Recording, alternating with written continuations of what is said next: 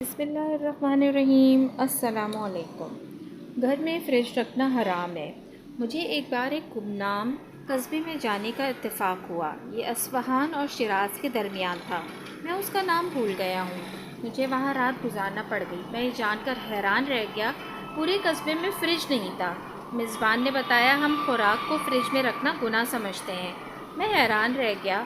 وہ بولا شاہ ایران کے دور میں حکومت عوام کو فریج خریدنے کی ترغیب دیتی تھی۔ قسطوں پر ٹی وی اور فریج مل جاتے تھے۔ پورے شہر نے فریج خرید لیے۔ ہمیں چند دن بعد احساس ہوا ہمارے دل تنگ ہو گئے ہیں۔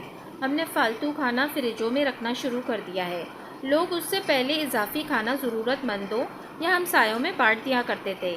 ہم میں سے ہر شخص اپنی ڈش ہمسائے کے گھر بھجواتا تھا اور ہمسائے اپنا کھانا ہمیں دے دیتے تھے۔ فریج نے میزبانی اور محبت کا یہ سلسلہ روک دیا۔ ہمارے امام صاحب نے ایک دن پورے شہر کو اکٹھا کیا اور فریج کو حرام قرار دے دیا۔ حکومت نے بہت زور لگایا لیکن ہم لوگوں نے اپنے فریج بیچ دیے یا پھر اپنے دور دراز کے رشتہ داروں کو دے دیے۔ وہ دن ہے اور آج کا دن ہے ہمارے قصبے میں فریج واپس نہیں آیا۔ میں نے پوچھا اس سے کیا فائدہ ہوا؟ وہ ہنس کر بولا بہت فائدہ ہوا۔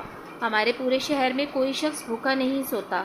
لوگ پیٹ بھر کر کھانا کھاتے ہیں اور باقی کھانا کسی نہ کسی مسکین، حاجت مند یا بھوکے کو دے دیتے ہیں۔ ہم لوگ ہمسایوں میں بھی کھانا بانٹتے ہیں، یوں پورے شہر میں کوئی بھی بھوکا نہیں رہتا۔ جزاک اللہ۔ اگر آپ کو میری یہ ویڈیو پسند آئی ہے تو پلیز میرے چینل کو سبسکرائب کرنا نہ بھولیے گا۔